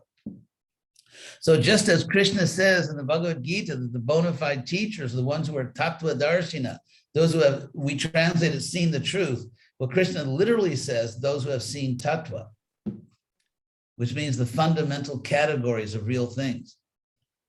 And so if you can see these, so what these people have in common, the Mayavadis, they make category mistakes. They confuse, in fact, they get all three wrong. They think Vishnu is Jiva, they think Jiva is Vishnu, and they think that Prakriti doesn't really exist. So they get a perfect score, they get everything wrong. And then, so yeah, so in a sense, all the apasiddhantas, all the incorrect philosophies make category mistakes. So with the Christians, the fanatical, fundamental Christians who believe God sends people to hell for eternity, and the scientists who believe there is no God, there is no morality, there's no anything, would they somehow fit into that Mayavad box? I don't know if they're Mayavadis, they're certainly irrational. They're certainly irrationals. I mean, Christianity basically, I don't want to go into that now, but when Jesus was alive, all of his followers, without exception, were Jewish. All the apostles were Jewish. And then for historical reasons I won't go into now, within a generation or two, there were practically no Jews in the Jesus movement, and they were all actually pagans. And so they just paganized his movement. The pagans were very comfortable with monotheism, polytheism, so they just basically transformed Christianity into a polytheistic religion, the Trinity. And so in that sense, it's all, anyway, all kinds of category mistakes. Pavani has a question. Hey, Pavani. If I'll ask this quickly as fast as I can put this verbally. You were saying in the beginning about science, about how it was, its ground rule is that it needs to, you need to be able to measure something. But in that sense, it's not possible to understand anything metaphysical. I was just trying to think, unfortunately, where we are, because we are conditioned by this body, the only way we can even understand anything is through gross, with our senses. And even when Krishna is trying to explain about the soul, he explains it can't be cut by weapons or wet by water. And, it's the only way we can have a relative understanding what something metaphysical is, because this is all we've got. And so I'm thinking, in a sense, yes. But when we begin to practice Krishna consciousness, then we have experience that confirms it. For example, if you look at, say, Einstein, he came up with his theories of relativity, and then basically it was just a bunch of numbers and symbols. But then when you actually, if you know enough about physics that you can actually read the equations, then you see what it means. And so Krishna may say that, give what's called the via negativa, the negative way you say what the soul is not, and then what's left is a soul. But he also gives positive characteristics. He says, it's eternal, it exists forever. And then Krishna says that he talks about how, about knowledge, consciousness, how, the soul manifests through consciousness. So Krishna does make positive statements about it. And then Krishna says that, and then we get realization. So we directly experience ourselves as souls. Yes. No, the question I wanted to ask is, instead of doing without the scientific method totally, because it's not going to be able to answer these things, is, like in all science, as you were also saying, that the preliminary assumption that they have to make before they say develop a theory or something is it's based on it's an assumption. So maybe if they turned the assumption to something, like, for example, say if they wanted to study the behavior of a human or their mental illnesses, they would put it down to a biological disposition or the environmental cause. Say, what if they turn the assumption to, to be a little bit more open to the idea of, say, the mind, there is such thing as a mind, and it's an interplay with the intelligence. But that's already happening. And then study the yeah, behavior but, from but there. I think, yeah, that's already happening. I think the problem is that many devotees, you know, if they did go to college or even high school, you know, as many years ago, the world is very different now. It's becoming very common that biologists, philosophers, psychologists, neurologists are rejecting materialism. So the idea that, you know, that we can understand everything by science, I mean, that's gone. So that, you know, that might have been the case, you know, decades ago, people tended to think that way, but not now. It's a very different world now. Yeah, well, yeah, it's true. They're still teaching it to say this is how. Well, it is. that's, you know, but that's because what they teach in schools to undergraduates in college or in high school, it's just, you know, it's always 50 years behind. I mean, that's true in every field. It's true in Indology. It's true in biology. I mean, it's notorious that schools tend to be, you know, 30 to 50 years behind the science. Yeah. Okay, You don't see any, yeah, I suppose, yeah, then that kind of science method is not really useful to study. Well, no, we can, I mean, there are many devotees that are actually doing scientific studies that show that, you know, in terms of brain science or neurology, that the chanting of Hare Krishna has all these beneficial effects. There are a number of devotee scientists who are working in that area. Yeah, well, that's good. That's good to know. Okay, given the time, perhaps we'll just end with Rupa Vilas Prabhu's question. Hey, Pavani, thank you for your question. Thank you, Acharya. Thank you for your answers. Hey, good old Rupa. Well, actually, I just as soon defer to some question. I can write you separately, whatever my. I was just going to say, do you think it's fair to say that basically the words, even the word science, was hijacked by the empiricists, in a sense, you know, that they hijacked the word because science didn't used to mean empiricism. Yeah, that was came to be thought of as the only kind of real science. Yeah, that's all political. I mean, the fact that a word comes to mean something, that's just political and cultural. It's not objective. Yeah. Oh, and I want to do just a very short question on what is that? Cohesion. What is it?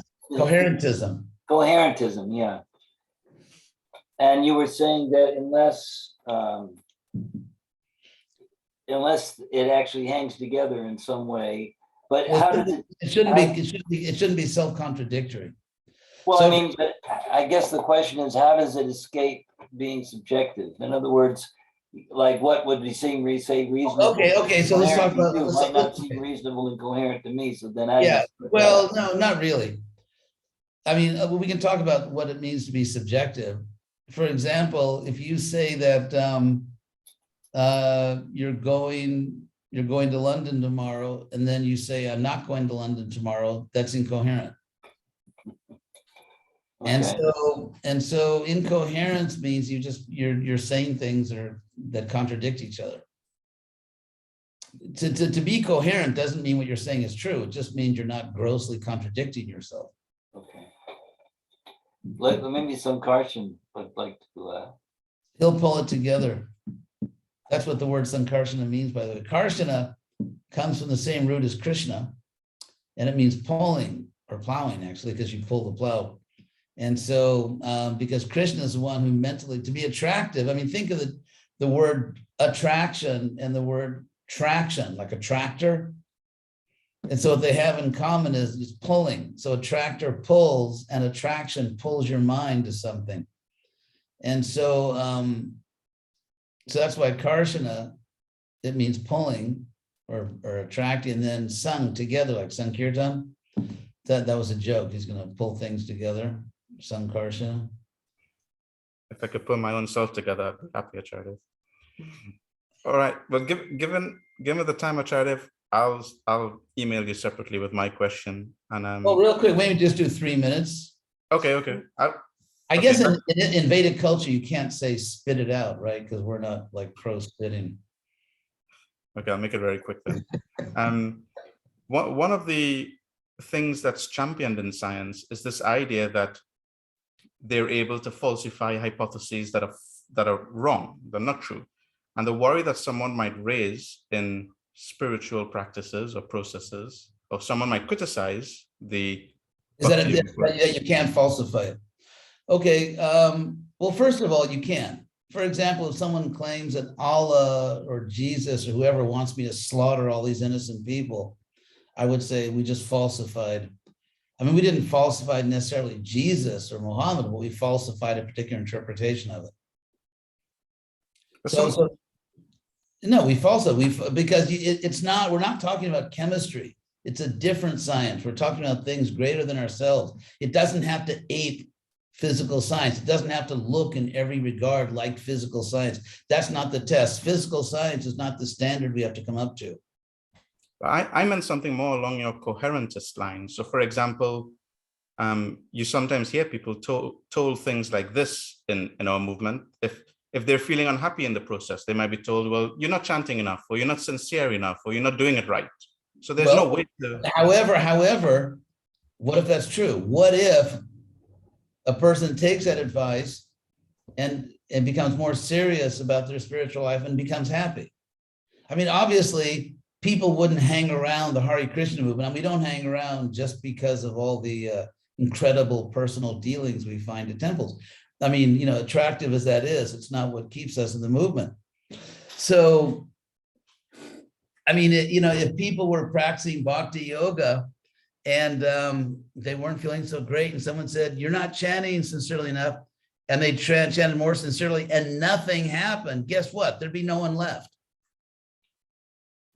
Because everyone sometimes has their kind of, you know, their bad days, just like there are bad hair days and I guess bad Hari days, right? Like you can have a bad day in Krishna consciousness. And so if it wasn't a science, and every time someone said, one devotee said to another, you know, just chant more sincerely, and it never worked, no one would be left. We'd all be gone. The reason we're not gone is because it does work. I mean, it's the same thing. I mean, you find it, let's say there's some athlete, like some, you know, this is England, cricket, there's a cricket player who's in a slump. By the way, the word baseball is actually mentioned in Northanger Abbey by Jane Austen, the word baseball. But anyway, so it was a word in England, you know, hundreds of years ago. But let's say someone is a cricket player and they're just, you know, having several bad games, and someone says, you got to relax, you got to do this, you got to do that, you know, focus on the fundamentals, which is exactly what people say to athletes who are having a slump. And a lot of the time it works. It works. I mean, in every field of life, sometimes we're not performing well, we're not happy, and somebody says, you know, count your blessings or go back to basics and this, that. And if it works, then that culture continues. If it doesn't work, it doesn't. So how could you have Vaishnavism going on for thousands of years if it's all just fake and, you know, everyone's telling everyone else, no, just, you know, be a little more serious, try to be more sincere, and it never works because there's no Krishna. So it's just kind of preposterous. It's just these objections are really kind of just someone's trying way too hard, you know, to be a jerk. Because actually, yeah, so it does work. And I mean, even in science, I mean, what about the fact that a full 50%, 50% of scientific, in quotes, experiments published in refereed professional journals cannot be duplicated? I mean, the point is, and why? Because, you know, I mean, science is now $1 trillion industry. So people go for the gusto, which is, you know, the money. There is a massive amount of cheating and corruption in science. There are a huge amount of so-called scientific experiments that can't be duplicated. So let's not talk about science as some squeaky clean little community of sincere people just looking for the truth without prejudices. That's a bunch of, well, I can't say BS because that's antiseptic, right? So, I mean, cheating in science is very famous. Also, that famous book, I mean, this this sterling picture of science you're giving has very little to do with reality. It has very little to do with the academic study of science. That book, The Nature of Scientific Revolutions, Thomas Kuhn proved, and that's like, what, 60 years ago or something, that actually scientists tend to be irrational. And this is a book which is, one of the landmark books in philosophy of science. They have a certain worldview, like let's say it's Copernican cosmology or astronomy. There was a nice guy, not Copernican, I meant Ptolemy. There was a guy named Ptolemy, who, by the way, it's a Greek name, and because he was one of the descendants of Alexander the Great, who conquered Egypt. So he was the ruler of Egypt, and he worked out this system of astronomy to explain why, by naked eye astronomy, you could say, or maybe at a telescope, that the planets move in certain ways. And how do you explain that? Because that was pre-Newton. People didn't understand, laws of gravity and all that. And so he came up with this whole thing of epicycles, that planets move around in little circles, as they're moving in bigger circles around the sun or something. He worked out this ingenious system as a work of genius. And that was official scientific astronomy for about 1,000 years. And every scientist in Europe, in every university in Europe, taught Ptolemaic astronomy. Actually, he was 100 AD. It was like for 1,500 years. 1,500 years, every scientist in Europe taught that. Every school taught that. One little problem, it was wrong. It was wrong. It was actually a geocentric model. And so the history of science, so what happened is when Copernicus made his big breakthrough, one of the reasons, by the way, Copernicus came up with, it's interesting, one of the main reasons Copernicus came up with the heliocentric model, the planets go around the sun, is because he was religious. He was religious, he was a Christian. And he also, because a lot of Christians were really into Plato, because he talks about the spiritual realm and the material realm and all that. And so Plato talks a lot about the sun as being the symbol of God. So if the sun is like it's like the great light of our world, and in Plato, the sun is like, it's a symbol of God, then why not God in the center of the system, as in heliocentric? So if you study the real history of science, there have been hundreds of theories that every scientist accepted, that were taught in every university. It just turned out to be wrong. And what happened is when Copernicus came up with this new model, and then of course, then the church was in trouble because, and Galileo talked about that, the church was claiming that it not only told you how to go to heaven, but the church told you how the heavens go. In other words, astronomy. And the church was committed, totally committed with all their authority to Ptolemy. So it was a crisis. So then Descartes came up with an alternative. But then they made progress beyond Descartes, but they wouldn't allow anyone to teach it. So even after Newton, you couldn't teach the latest science in the universities. So, and what Thomas Kuhn showed is that that science is generational. You have a generation of scientists who learned certain theories, who passed tests, who got their jobs, who have taught this science to all their students. If they suddenly say, okay, now there's a better theory, their whole life is meaningless. It means that everything they studied, everything they taught, everything they told other people turns out to be wrong. And on a level of human psychology, they can't deal with it. It's what they used to call in 60s, the big hippie thing, freak out. They can't do it. And so what happens is they continue to teach the old thing. They're not just these objective, open-minded people following the facts wherever they lead. No, not at all. They die out. They literally die.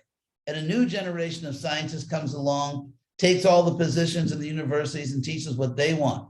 And so the main reason, one of the main ways science is modernized is by people dying and being replaced by younger people who have different ideas. So this image of the scientist as the sort of the consummate enlightenment figure, just the facts, just following the trail of the facts. What does the math say? No personal desires, open to all possibilities. This is a joke. I mean, that is such a stupidly romanticized, historically absurd depiction of science. In fact, nowadays, they're actually having trouble finding enough people to do theoretical quantum physics. Why? Because you can make so much more money by working for some, I don't know, big makeup company or something, Revlon or something. You can, or working, working as a consultant, some big corporation or science. And so, who wants to do theoretical quantum physics for the love of knowledge when you could make some real money? So the way you presented science is just like, it's absurd in terms of their motivations, in terms of the certainty of their conclusions, in terms of their methodology. It's all like a big joke. It's just like the old church glorifying itself. In fact, people that do sociology of knowledge means what are the sociological pressures and factors or psychological pressures by which groups of human beings come to hold certain opinions and reject other opinions. And that field is called the sociology of knowledge. And I remember when I attended a conference, BI conference actually in Bombay, as it was, in 1985. They had one very prominent scholar from a very prestigious university that said that if you study the sociology and the psychology of knowledge transmission among academic materialistic scholars, it is exactly parallel to a church. Structurally, it's a church. They have high priests, they excommunicate people, they take things on blind faith because if you don't believe that, you can't be in the church. Sociologically, structurally, the so-called science and even just general academic community is a church from the sociological and psychological point of view. So let's come back to the real world and not hold Krishna consciousness to a standard which science does not hold itself to. Thank you, Acharya. Fully satisfied. Yeah, and as you know, philosophical materialism is not science, it's a metaphysical philosophy, and a bad one, because it has a pitifully small amount of explanatory power. Sure. So thank you all very much. It's been a pleasure. Thank you, Acharya. Fantastico. On behalf of everyone here at Acharya, we want to thank you for spending more than 2 hours with us. Thank you very much, even though I asked for much less, that was gracious. And before everyone goes, I just thought I would quickly, if you're interested, please contact me or Vrinda or Ramananda if you want to get your hands on a copy of one of Acharyadev's books. And stay tuned as well. I've got them on the screen here, these 3, but you can contact me or Vrinda or Ramananda if you want to find out more. We can help you out. And apart from that, stay tuned because Acharyadev is nearing the completion of the first volume of it's complete. Mahabharata. It's been completed. It's completed, so that's going to be. It has a blockbuster introduction also, in which I take on all the topics like if the Mahabharata describes real history, where are all the archaeological remains in India? I explain all that actually. I heard. Yeah, you read it. And also how old, like what evidence do we have that Krishna actually appeared 5,000 years ago? And actually, we do have evidence. We have we have archaeoastronomical evidence and archaeological evidence. But anyway, so that's all in the book and a lot of other fun things. I had a sneak peek of that, and I can vouch that it's a gripping read, that introduction. So, Acharya, I don't want to keep you any longer. thank you for coming, and thank you everyone else for joining. And maybe we'll be able to convince you to come again soon, Acharya. Please, Sure, please, please. nice to everybody. Jai Charidev. Notice Hare Krishna. Krishna. Grazie. Charidev, we're calling from Wicklow, and we have a senior godbrother, Gopi Gita Prabhu and Srivatsa, also from Wicklow in Ireland, who've been here through the whole thing. So it's just nice to see them. Oh, we'll offer them my. They're there. They're under Sandra da Silva. So, Oh, da Silva. Let me. I can track them Gopi down. Gita served in Innisrath in Ireland for many years, and Oh, there you are, Sandra da Silva. that's Gopi Gita and Srivatsa Prabhu. Hey, thank you for coming. That's a Portuguese name, isn't it? Sandra da Silva. You have to turn the speaker on, Srivatsa. They're from Brazil. We joined the movement in Rio de Janeiro. Ah, Cariocas, da Gema. Yeah, exactly. Hare Krishna. Obrigado por assistir. Okay, obrigado. Okay.